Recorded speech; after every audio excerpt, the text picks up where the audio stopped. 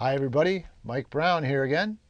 Welcome back to Educator.com's Adobe Photoshop CS6 course. In this lesson we're going to talk about something quite different. How to create a panorama with Photoshop. Now a panorama by definition in the photo world is a series of images that encompass a much wider area than the camera can see in a single image. You can do this either horizontally or you can do it vertically for tall buildings as well. Either way. We're going to talk about how to shoot these images properly so you're giving the computer the best quality images to get seamless stitching.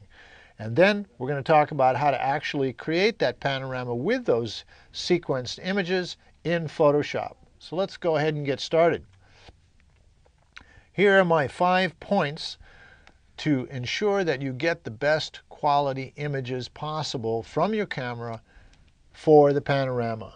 The first and foremost is to hold the camera steady without any change of tilt or rotation for each shot. Ideally, you'd put it on a tripod.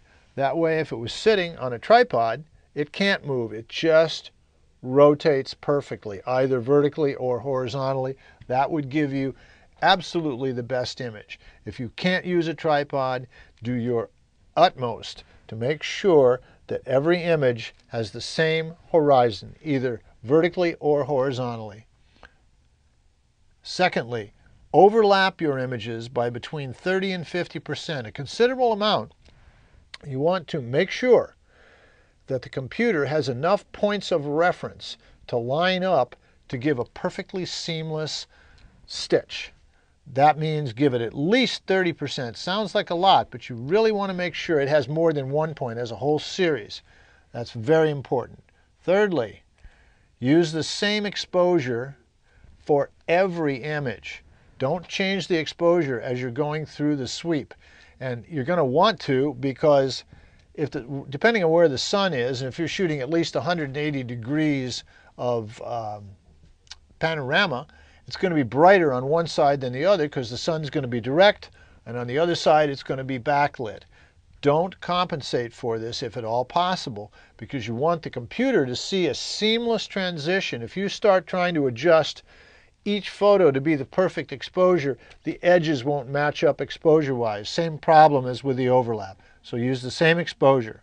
Use the same zoom, because again, the images won't fit together in the computer properly if you have one image that's zoomed more than another. You want just a nice, seamless series of images that overlap properly with minimum distortion.